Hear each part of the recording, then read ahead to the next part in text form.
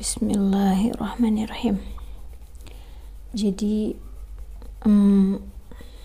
sebenarnya ini lagi-lagi bukan waktu yang tepat for myself buat video ini, karena lagi nggak terlalu fit dan ya lagi kecapean lah.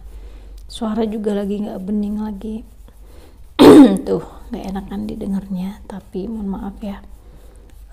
Kita coba paksakan diri, karena kalau nunggu takutnya nunggu momen sempurna, waktu yang sempurna, nggak akan ada deh waktu yang sempurna dan tepat, karena kesempurnaan hanya milik Allah. Kali ini mau mencoba membantu teman-teman orang tua yang anaknya itu di pesantren, tapi orang tuanya belum pernah. Jadi mungkin cerita ini bisa membantu sedikit punya bayangan atau memotivasi, menyemangati buat orang tuanya dan tahu bagaimana harus melakukan apa. Ini ngalir aja sih ya, nggak di konsep, nggak ditulis gitu, karena kalau ditulis takutnya tercancel.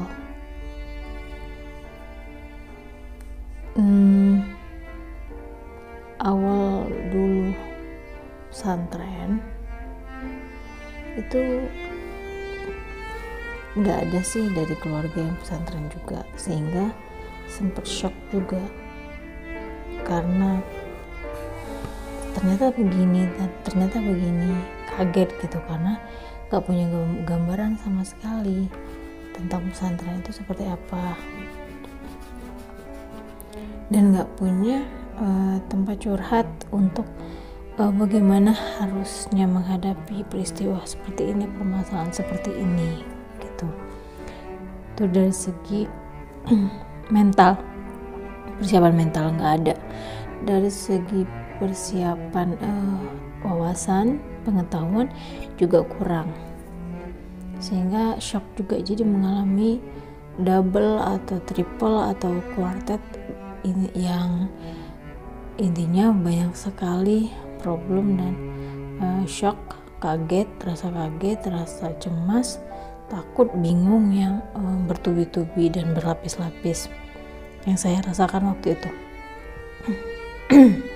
Masih ingat banget dulu diantar ayah ke pesantren dari Sumatera ke Jawa, itu bukan pakai pesawat atau kapal laut, atau mau pakainya itu bus besar.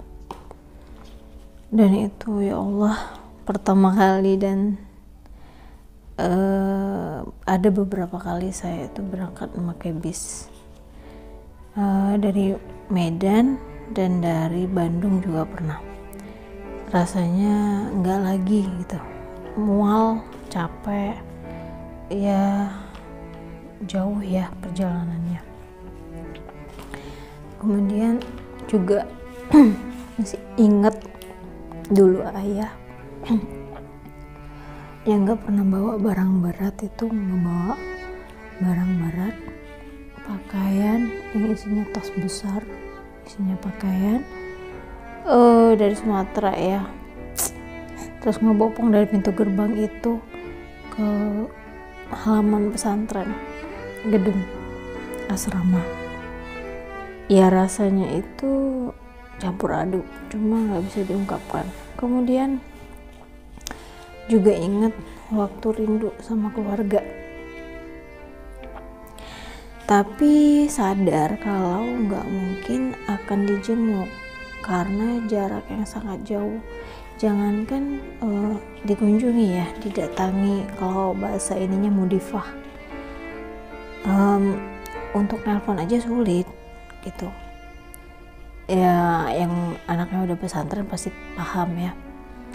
Jadi hanya bisa karena rindu banget, tapi udah tahu nggak bakal dijenguk, tapi rindu banget gitu loh. Gimana ya, pernah ngerasain rindu yang sangat-sangat. Itu saya pernah rasain waktu masih kelas 1, masih calon pelajar atau calon santri. Itu sengaja beberapa kali itu saya nunggu di Bapentah, Badan Penerimaan Tamu. Itu nungguin siapa coba, dari jam berapa sampai jam berapa, dari rame sampai sepi gitu. Ya nungguin aja gitu, mungkin lagi nggak semangat belajar, lagi nggak semangat makan, bener-bener rindu berat. Itu nggak setiap kali, tapi bener-bener di saat rindu berat itu saya nunggu di ruang tamu itu, duduk di tangganya, duduk seakan-akan saya berhalusinasi, seakan-akan saya akan dikunjungi sama keluarga. Tapi saya tahu itu sangat tidak mungkin, impossible. Kemungkinannya hanya 0,0000001%, tetapi kemungkinan sedikit itu saya perjuangkan gitu, karena sangat rindunya gitu ya. Bisa dibilang lebih dekat kepada ya begitu ya, nggak usah disebutkan. Pokoknya itu sangat nggak logis ya yang saya lakukan, tapi namanya juga anak-anak. Kemudian tapi ya ujungnya pasti ya tentu aja saya nggak dapat apa-apa, kosong gitu, nggak ini benar-benar nggak ini deh. Sampai udah kelas berapa baru saya mendapat solusi gimana menghadapi rasa rindu yang berlebihan, tetapi tahu nggak bakal dikunjungi. Udah saya tahu cara mengatasinya ketika udah kelas berapa ya, kelas 3 atau kelas di atas kelas 1 deh, kalau nggak salah udah kelas 3. Nah itu suka dukanya, itu dukanya, dari masih banyak duka-duka lainnya yang gak perlu disebutkan. Kalau sukanya ya sukanya itu kalau lagi sholat itu suka, kesukaan ya, sangat suka.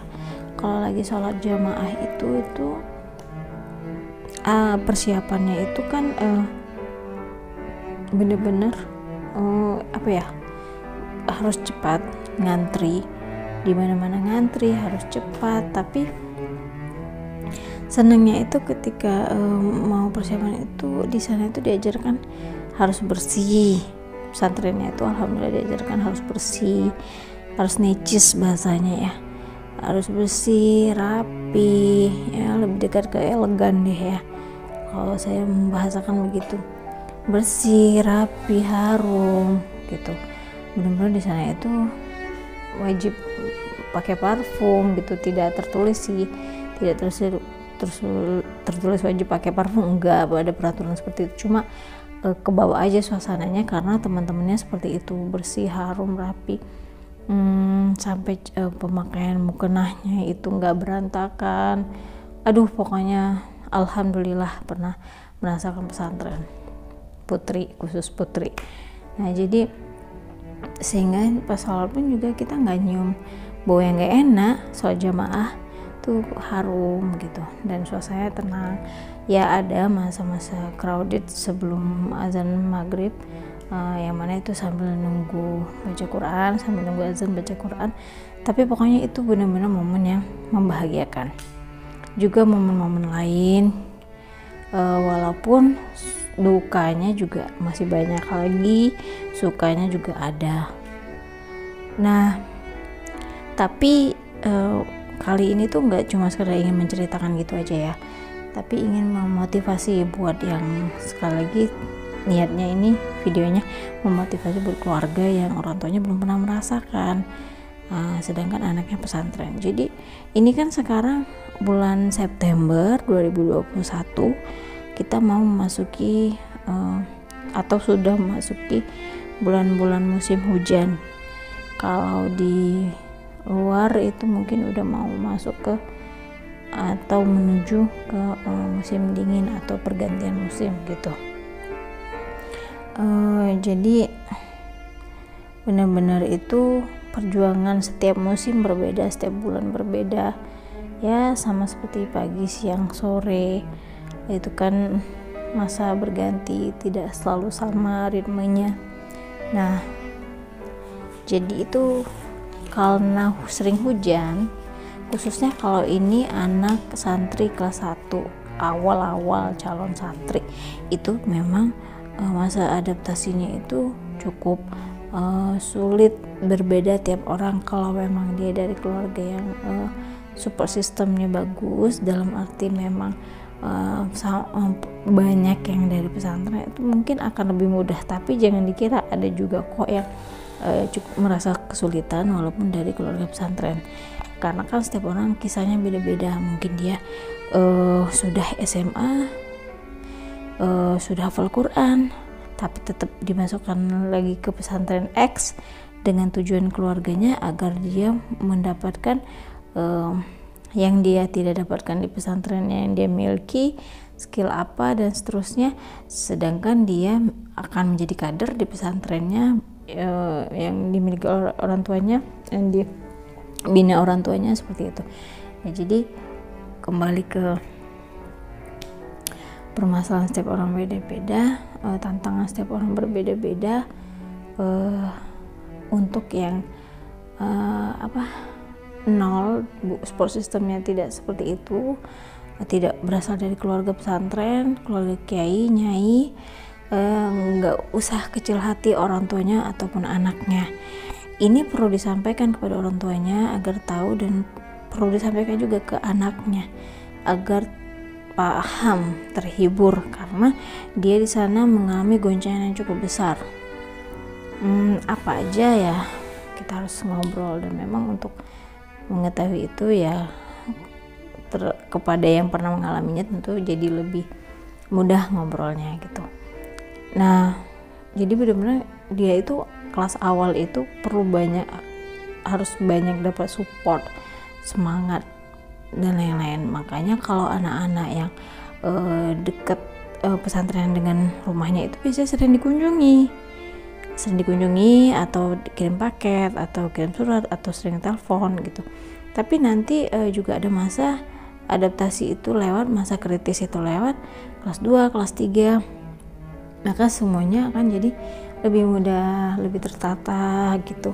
Nah, dia udah bisa mulai ngatur waktu, kapan mau nyuci pakaian, atau mungkin dia harus ngelaundry aja tanpa harus memaksakan diri di musim hujan atau di musim ujian, sehingga mungkin agar dia tidak gatal-gatal, tidak kecapean, dan seterusnya. Kemudian juga ketika musim kemarau, musim panas, minuman apa yang harus dia konsumsi, bagaimana menjaga tubuh agar tidak dehidrasi, dan seterusnya. Jadi nggak cukup memang hanya dengan doa, kata-kata semangat. Memang harus dari segala aspek. Kita itu ibarat anak belum bisa jalan, kita memang harus ngebimbing gitu, dan kita harus berada di belakangnya atau di sampingnya, seperti itu. Jadi sehingga membuat mereka yang masih jalannya terseok-seok atau belum bisa jalan, masih satu langkah sehingga jalannya menjadi lebih mudah, karena mereka pasti takut jatuh.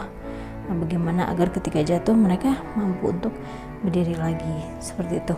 Mungkin itu aja dulu ya. Ya, mohon maaf kalau kurang maksimal, semoga nanti bisa buat video lagi, sharing-sharing yang bermanfaat. Yang jelas ini cuma mau ngasih semangat buat ibu-ibu di luar sana atau bapak-bapak di luar sana yang anaknya pesantren tetapi beliau belum pernah. Tetap semangat, nangisnya di tahajud aja, tapi doakan anaknya istiqomah dan betah, karena ini satu hal lagi, karena ketika kita bersedih sebagai orang tua itu tuh kontak ke anak, khususnya ibu ya, karena gini, tapi kita nggak tahu, kadang-kadang anak deket sama ayahnya gitu kan, khususnya ibu. Kenapa saya bilang begitu? Saya itu waktu kelas 1 ya kayaknya, itu di suatu siang, ada 2 kali ya, kelas 1 sama kelas berapa ya, kelas 1 sama kelas 5 atau kelas 3, Itu saya yang pertama kelas 1 dulu.